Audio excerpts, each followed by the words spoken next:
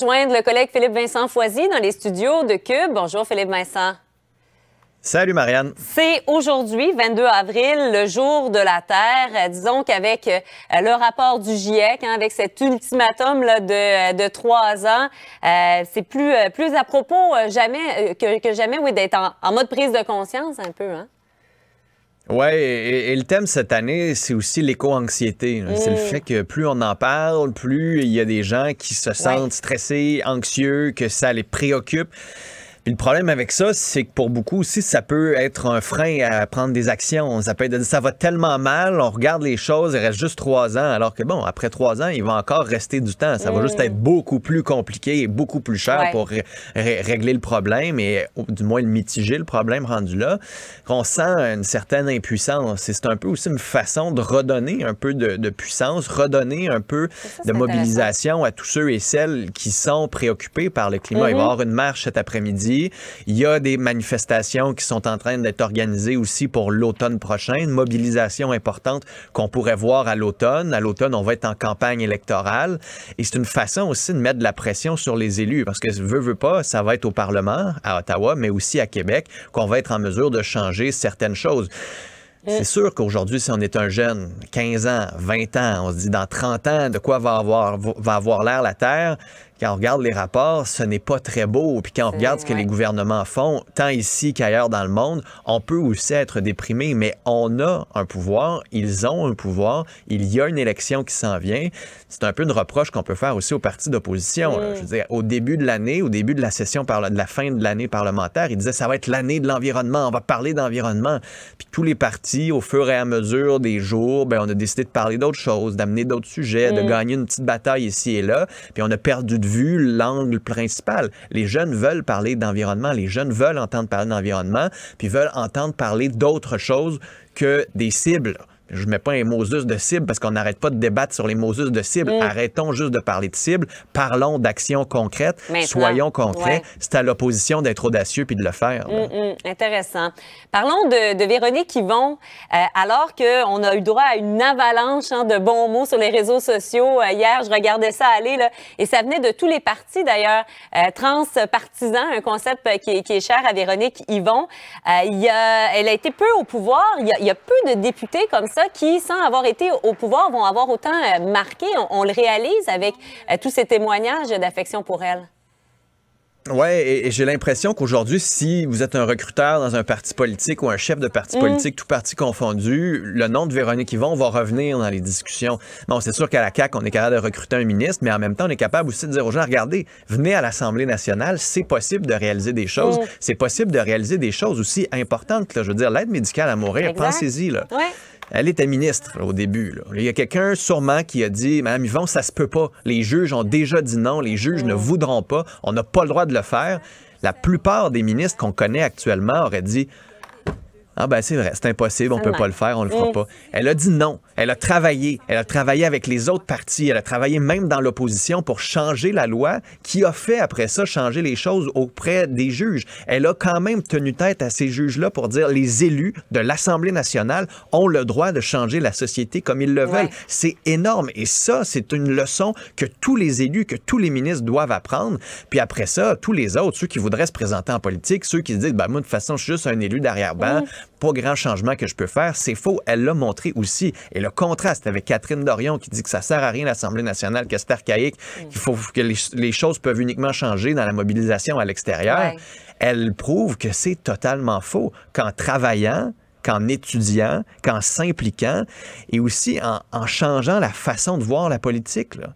Elle n'est pas dans le petit gain politique tous les jours de aujourd'hui j'ai gagné la bataille sur Twitter, aujourd'hui j'ai gagné la période de questions, puis c'est de moi qu'on parle ce soir à l'Assemblée dans les bulletins de nouvelles, puis c'est moi qui ai la clip ce soir. Elle n'a pas joué cette stratégie-là politique. Elle a décidé, elle, de se dire, regardez, il y a des choses qui doivent changer dans la vie concrète des gens, et c'est là que c'est important, et c'est là que je vais mettre mes efforts. C'est un peu une leçon aussi pour ceux et celles qui aimeraient que les choses changent en environnement. Ça peut se faire. C'est du long terme, c'est un ballon qu'il faut garder très proche de soi, alors que de partout, on est bombardé pour dire non, mais on pourrait faire des petits gains politiques ici et là. Non, on regarde en avant, on gagne peut-être pas chaque petit jeu, mais on va gagner à partir en bout de ligne, et c'est ce que Véronique Yvon a fait, elle a gagné sa carrière. Là. Merci beaucoup, Philippe-Vincent. À lundi. Salut.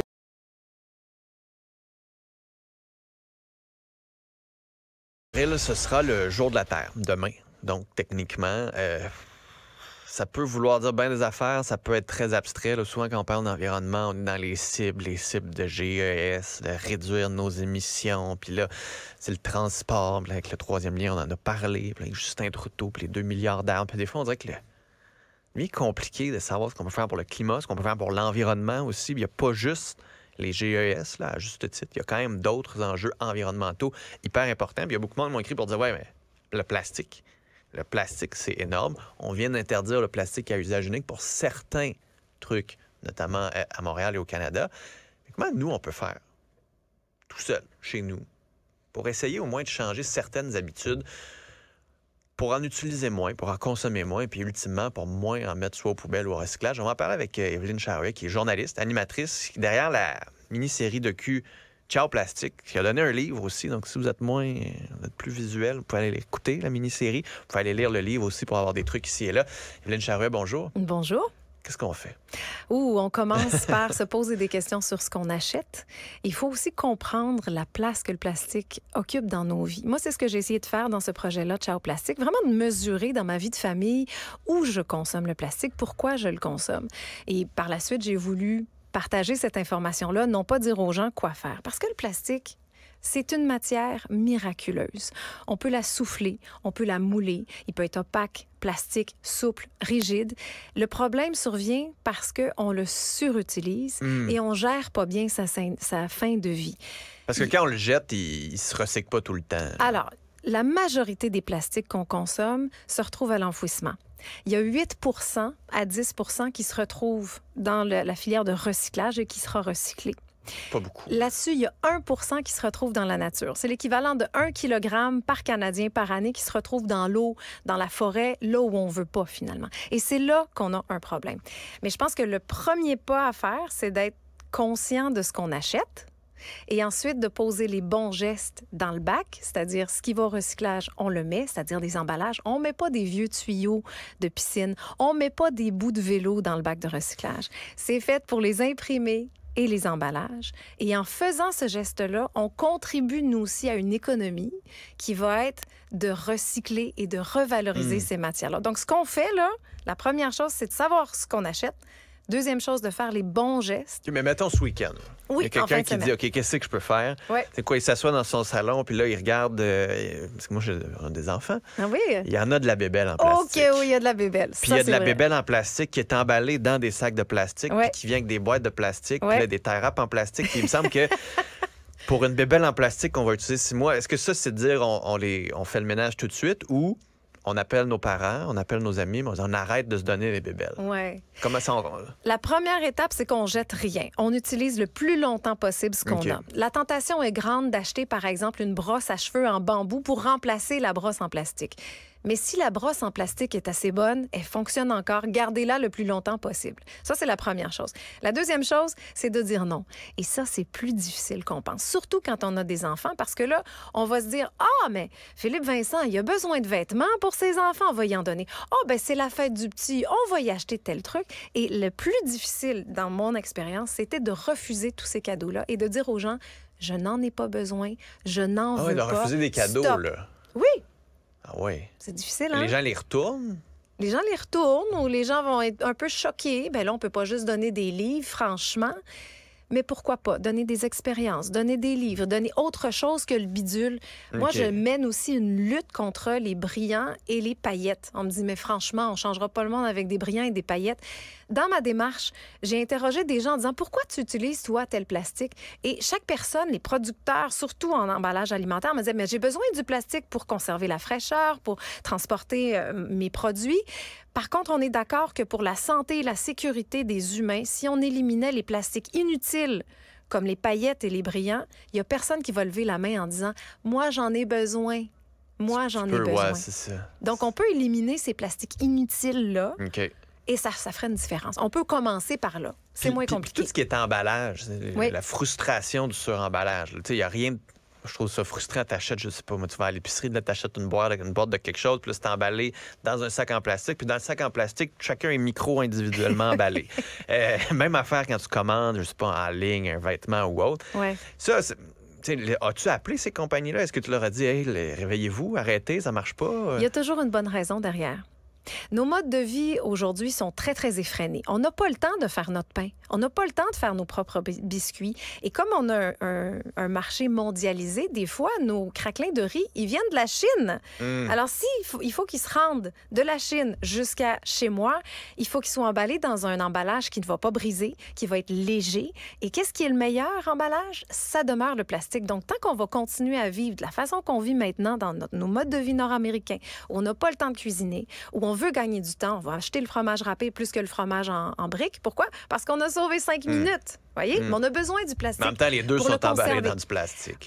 Oui, mais on a gagné du temps. On a l'impression de gagner du temps. C'est pour ça qu'on a des boîtes repas avec des épices préportionnées. Pourquoi? Parce qu'on gagne du temps.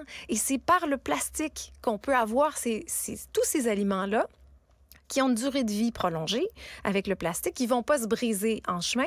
Et quand on entend j'ai entendu ça encore cette semaine, des gens qui disent, oui, mais vous savez, la meilleure empreinte carbone de tous les emballages demeure le plastique. C'est vrai. Pourquoi? Parce qu'il est léger, il est souple, il est malléable, ça coûte pas cher à fait que t'es moins de GES. Oui, exactement. Mais en fin de vie, là... Mais il reste en bout de ligne. La boîte de métal là, qui s'en va dans la forêt, elle va pas polluer autant que le plastique qui va se retrouver dans l'environnement. Et cette portion-là, on n'en parle pas. Donc, c'est pour ça qu'on est dépendant. Arrives-tu à être zéro plastique? Non. Ou mettons, c'est... Non. Parce qu'il y a souvent ça aussi, j'ai l'impression, dans le mouvement écolo, où, tu sais, quand tu commences, c'est tout le temps... Bon, les prêchis-prêchats qui vont nous dire qu'il faut rien faire, puis qu'il faut s'habiller, puis boire notre café dans une paille en jute, puis que ça nous coule dans... C'est pas pratique. Non, mais tu comprends que t'es pas obligé d'être parfait. Non, complètement pas. Puis moi, tu vois, j'ai vécu sans plastique, ou presque, parce qu'il y avait beaucoup d'exceptions. Pour faire le test, c'est extrêmement exigeant. Et il faut réaliser que le plastique fait partie de nos vies. Il faut en accepter une partie. Ce qui a été le plus facile pour moi de changer, ça a été les produits de soins corporels parce qu'on les trouve en vrac. Okay. Donc moi, j'ai gardé les mêmes bouteilles depuis des années maintenant, des bouteilles en plastique HDPE numéro 2 qui fonctionnent super bien. Je les remplis à l'épicerie en vrac, ça, c'est super facile. Les savons, pas besoin d'un savon à pompe, même s'il sent bon. Les savons en pain fonctionnent très, très bien. Donc, ça, c'est le plus facile que vous pouvez faire à la maison. Puis après ça, tout ce qui est traînez-vous une bouteille d'eau... Ben oui, dans la mesure du possible, mais des fois, ça arrive qu'avec petit, vous allez vous sortez, petit a soif, ben qu'est-ce que vous faites? Vous n'avez pas toujours une bouteille sous la main, donc vous allez acheter une bouteille. Et il faut arrêter de culpabiliser les gens avec les bouteilles, entre autres, de plastique clair, parce que le PET numéro 1 est très bien recyclé au Québec. Ça, c'est le matériel dans la bouteille d'eau. Vous savez, les bouteilles d'eau transparentes, elles sont hyper bien recyclées au Québec. OK? Donc, on va arrêter de se culpabiliser, s'il vous plaît. Ça me fascine comment des fois, on a comme des tocs sur des bébelles. Des pailles. Oui, c'est sûr. Mais effectivement, moins de plastique serait mieux. Mais il faut accepter de vivre avec... Mais attaquons-nous, commençons par les bonnes. Voilà. Choisissons les bonnes batailles. Fini les paillettes, puis les brillants. On commence par ça. Évelyne Charouet, merci beaucoup d'avoir été là. Ça nous aide, je pense, à mieux comprendre et à prendre de meilleures décisions dans notre vie. Merci beaucoup. Là. Avec plaisir.